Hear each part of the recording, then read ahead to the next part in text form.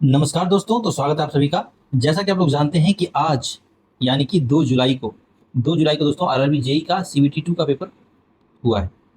और ये दोस्तों मेरिट वाला पेपर है, ठीक है। ये क्वालिफाइंग पेपर नहीं है, ये मेरिट वाला पेपर है। तो आज के एग्जाम हम लोग जानेंगे कि आज के एग्जाम का रिव्यू क्या रहा बच्चों का और एक्सपेक्टेड कटअप क्या जा सकता है, ठीक है। किस तरह के क्वेश्चन पूछे गए, उनकी डिफिकल्टी लेवल क्या थी, ठीक है। तो ओवरऑल एनालिसिस यहाँ पे हम लोग देखेंगे। दोस्तों मैं हूँ आपका guide Ganesh Kumar and I have achieved AIR 8 in GATE examination, ठीक है। And through this rank I have secured my selection in multiple PSU, almost all the PSUs. So let us start.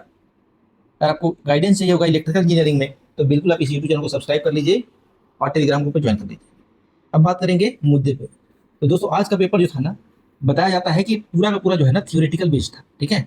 बहुत ज्यादा परसेंटेज ना थियोरेटिकल बेस्ड था। बताया जाता है दोस्तों कि 90+ ज्यादा क्वेश्चन जो दोस्तों थ्योरी वाले थे, मुश्किल से 7 से 8 क्वेश्चन ही न्यूमेरिकल थे, ठीक है। मुश्किल से पेपर में अगर हम लोग टेक्निकल की बात करें तो मुश्किल से 7 और 8 ही क्वेश्चन जो न्यूमेरिकल थे, ठीक है। तो थियोरेटिकल बेस्ड जो है पूरा का पूरा पेपर था। अगर बात करें दोस्तों नन टेक की, ठीक है, थियोरेटिकल बेस्ड पेपर था और कंपैरेटिवली बोल सकते हैं कि इजियर टू मॉडरेट पेपर था। अब टेक्निकल की बात करेंगे ना तो इजी टू मॉडरेट पेपर था, बहुत ज्यादा डिफिकल्ट ऐसा पेपर नहीं था, ठीक है। इजी टू मॉडरेट पेपर ही था। ये तो हो गया भाई टेक्निकल की बात। अब नॉन टेक्निकल की बात करेंगे ना तो नॉन टेक्निकल में दोस्तों पेपर जो था थोड़ा सा टफर साइड में था, ठीक है। थोड़ा सा जो पेपर था यूजुअल से टफर साइड पे था। इसे कंपेरिजन में टेक्निकल की बात करेंगे तो इससे कंपेरिजन में टेक्निकल जो था इजी था, ठीक है।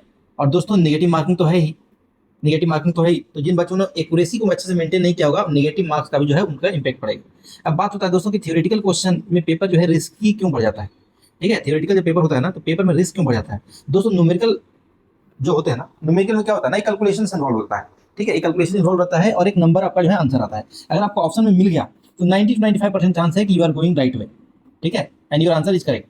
90 to 95% है आपका आंसर आ जाएगा। लेकिन थियोरेटिकल में दोस्तों ऐसा नहीं होता, ठीक है। थियोरेटिकल में ऐसा नहीं होता। कई बार अंडरस्टैंडिंग में डिफिकल्टी आ जाती है, ठीक है। कई बार क्वेश्चन कुछ और कह रहा होता है, हम कुछ और समझ लेते हैं, ठीक है। तो अंडरस्टैंडिंग में डिफिकल्टी आ जाती है। कई बार ऐसे क्वेश्चन पूछ देते हैं जिसकी हमको हो सकता है जानकारी ना हो, ठीक है। मल्टीपल चॉइस क्वेश्चन पूछनी है तो कई बार ऐसा भी हो जाता है। इसलिए दोस्तों ये पेपर होता है ना थियोरेटिकल वाला, थोड़ा सा जो है रिस्कियर होता है compare to numerical based paper. यही यहाँ पे देखने को मिला है। तो थोड़ा सा जो है रिस्क बढ़ गया है, थोड़ा सा जो रिस्क बढ़ गया है। चलिए अब बात करेंगे सब्जेक्ट वाइज। अब हम लोग टेक्निकल में डीप डाइव कर रहे हैं, अब हम लोग डीप डाइव करेंगे टेक्निकल सब्जेक्ट में। तो सब्जेक्ट वाइज डिस्ट्रीब्यूशन की बात करेंगे दोस्तों, तो सबसे ज्यादा जो क्वेश्चन आए वो बेसिक इलेक्ट्रिकल से आए। सबसे ज्यादा क्वेश्चन जो है दोस्तों बेसिक इलेक्ट्रिकल से ही आए क्वेश्चन। टोटल जो इसमें सब कुछ मिला उला लेना, बेसिक इलेक्ट्रिकल के तमाम टॉपिक को मिला लिया जाए तो लगभग 30 के आसपास, ठीक है। बोल सकते हैं 28 से 30 क्वेश्चन जो है बेसिक इलेक्ट्रिकल्स को देखने को मिले। उसके बाद दोस्तों सबसे बड़ा मेजर चंग जो आया था पावर सिस्टम से आया था। पावर सिस्टम से अगर बात करेंगे ना, पावर सिस्टम से अगर बात करेंगे ना तो 15 से 18 क्वेश्चन जो है यहाँ से देखने को मिले थे। इसमें सब कुछ आ गया। इसमें मेजर आपका था प्रोटेक्शन था, ट्रांसमिशन एंड डिस्ट्रीब्यूशन था। ये दोनों जो है पेपर में अच्छा खासा डोमिनेंस बना के रखा था, ठीक है, अच्छा खासा डोमिनेंस को बना के रखा था। उसके बाद दोस्तों अगर बात करें इंडक्शन मोटर से, तो इंडक्शन मोटर से भी क्वेश्चन थे, ठीक है। इंडक्शन मोटर से भी अच्छे खासे क्वेश्चन थे। तो 5-7 क्वेश्चन जो है इससे भी था, ठीक है। लगभग 5 क्वेश्चन के आसपास इससे भी था। अगर बात करेंगे सिंक्रोनस से, तो सिंक्रोनस का दोस्तों एकदम वेटेज नहीं था, ऑलमोस्ट जीरो क्वेश्चन इससे आस्क किए गए थे, ठीक है। और दोस्तों मेजरमेंट से यहाँ पे जो है क्वेश्चन पूछा गया था। मेजरमेंट में ब्रिजेज से क्वेश्चन थे, सीआरओ के बेसिक से क्वेश्चन थे, ठीक है। और यूटिलाइजेशन ऑफ एनर्जी से भी दोस्तों आपको जो है 5 से 10 क्वेश्चन पूछे गए थे। यूटिलाइजेशन ऑफ एनर्जी से भी 5 से 10 क्वेश्चन आपको पूछे गए थे, ठीक है। मेजरमेंट से भी ठीक ठाक क्वेश्चन थे और उसमें जो प्रोडोमिनेटली थे ना वो ब्रिजेस के थे और सीआरओ के बेसिक्स वगैरह से क्वेश्चन पूछे गए थे। अब बात करेंगे पावर इलेक्ट्रॉनिक्स की, ठीक है। पावर इलेक्ट्रॉनिक्स की बात करें दोस्तों तो इसमें जो मेजर क्वेश्चन आए थे ना वो कन्वर्टर से आए थे। अब पोस्ट कन्वर्टर हो गया, जैसे जो कन्वर्टर होते हैं ना इससे क्वेश्चन जो आए थे जो डायरेक्टली जो है फॉर्मुला बेस्ड क्वेश्चन होते हैं, ठीक है। चलिए कन्वर्टर से आ गया था, ठीक है। रेक्टिफायर हो गया, इन्वर्टर हो गया, तो उससे भी क्वेश्चन कुछ पूछे गए थे, ठीक है। उससे भी कुछ क्वेश्चन जो है पूछे गए थे।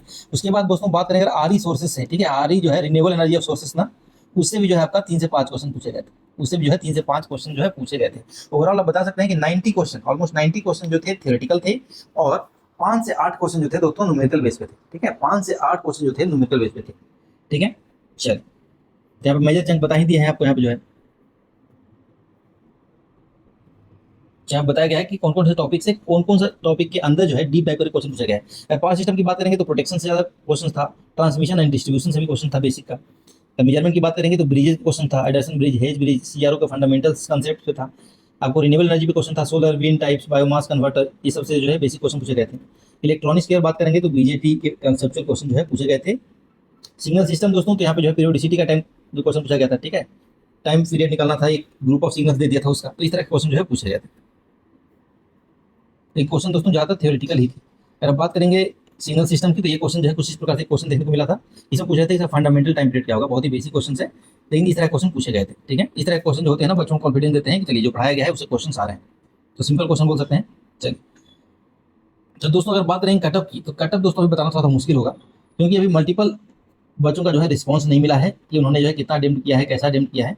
और अब दोस्तों जब तक इसका की सीट नहीं निकल जाता है, जब तक एग्जैक्ट क्वेश्चन पता नहीं चल जाता है, तो कटअप बताना थोड़ा मुश्किल होगा।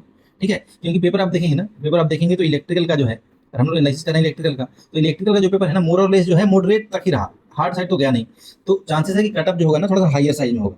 ठीक है, कटअप जो होगा ना थोड़ा हायर साइड में होगा। वहाँ बात करें ननटेक में, थोड़ा क्वेश्चन जो है डिफिकल्टी बड़ी थी, लेकिन आपको पता है कि ननटेक का जो है कंट्रीब्यूशन कम होता है, तो कंपेरेटिवली आप बोल सकते हैं कि थोड़ा सा जो है हायर साइड पे रहने के चांसेस है। दोस्तों आगे क्या करें? ठीक है, आगे क्या करें? बहुत सारे बच्चों का डाउट हो रहा होगा, सर ये पेपर मेरा अच्छा नहीं गया। कुछ बच्चों का अगर अच्छी तैयारी होगी तो बिल्कुल ये पेपर अच्छा गया होगा, लेकिन कुछ बच्चों का होगा तैयारी जो है थोड़ा सा मॉडरेट रहा होगा, ये पेपर अच्छा नहीं गया होगा, तो क्या करें? सबसे पहले तो यहाँ पे सीखने वाली ये बात है दोस्तों।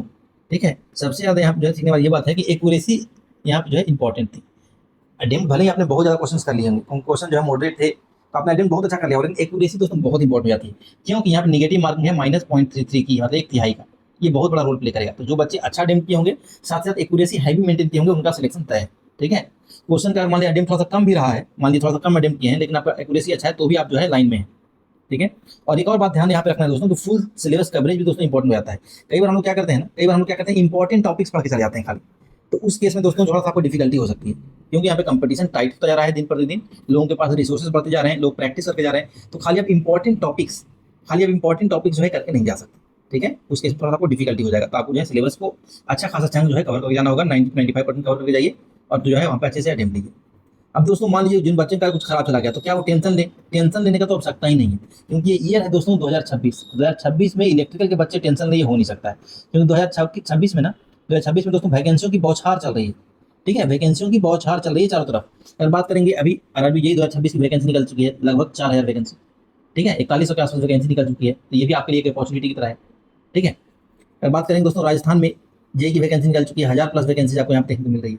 फिर बात करेंगे सीआईएल मैनेजमेंट ट्रेनिंग की भी वैकेंसी निकली हुई थी, अभी भी इसका एग्जाम होना बाकी है। एसीसीएल का है, एमसीएल का है, डब्ल्यूसीएल का है।